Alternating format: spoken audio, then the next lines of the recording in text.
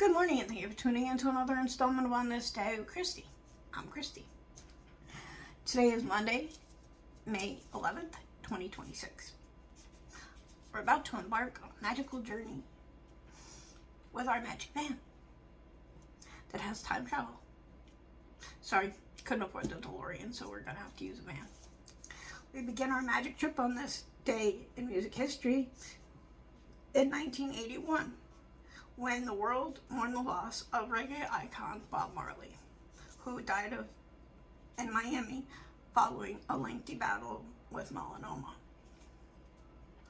The Jamaican singer-songwriter was instrumental in popularizing his country's music with a global audience, thanks to his irresistible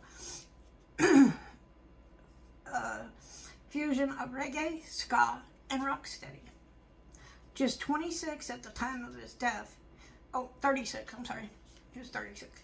At the time of his death, he left behind an impressive and enduring catalog of music. While his greatest hits album, Legend, remains the best-selling reggae album of all time.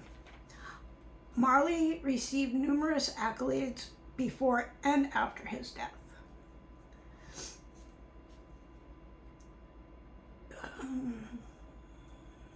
Including a Grammy Lifetime Achievement Award and Jamaica's Order of Merit, recognizing his contribution to the arts. Ever the poet, Marley's last words to his son Ziggy were, "Money can't buy life." In 1970, Woodstock music from the original soundtrack and more was released in the U.S., featuring select performances from the 1969 Woodstock Rock and Music Arts Fair.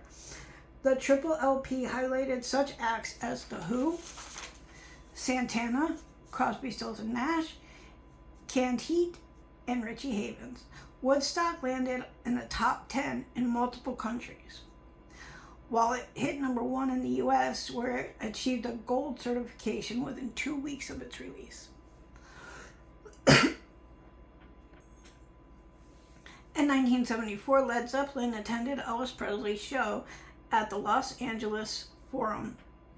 After a shaky start, Elvis jokingly remarked to his band, "Wait a minute, if we can start together, fellas, because we got Led Zeppelin out there, let's try to look like we know what we're doing." After the show, the British rockers met Elvis backstage and where they signed autographs for the King of Rock and Roll's daughter. In 1967, the Bee Gees made their debut on British TV, appearing on the Top of the Pops. The Australian brothers, who had recently finished recording their first international album, Bee Gees first performed New York mining disaster. They would go on to play the show nearly 90 times. Last stop in our magic van, we end in 2001. The tour of Brotherly Love kicked off in Las Vegas, featuring Oasis, the Black Crowes, and Space Hog. The tour was aptly titled to recognize the three pairs of brothers on the lineup: Noel and Liam Gallagher from Oasis, Chris and Rich Robinson, Black Crowes, and Royston and Anthony Langdon and Space Hogs. Next, we take our magic van to find facts with factoids. Today is World Ego Awareness Day and Eat What You Want Day.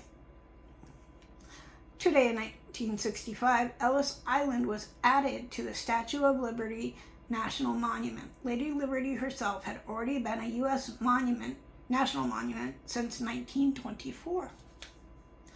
In 2021, a 9-year-old boy died after being struck by lightning during a football coaching session in Blackpool, England, or soccer as we call it here in the United States. The boy was taken in a private coaching session when the lightning struck. He was taken to a hospital but did not survive. In 1995, following Sega Saturn's success in Japan, the console was released in North America. In 1994, the Grease musical production opened at the Eugene O'Neill Theater in New York City, running for 1,503 performances. In 1978, Margaret A. Brewer became the first female general in the U.S. Marine Corps.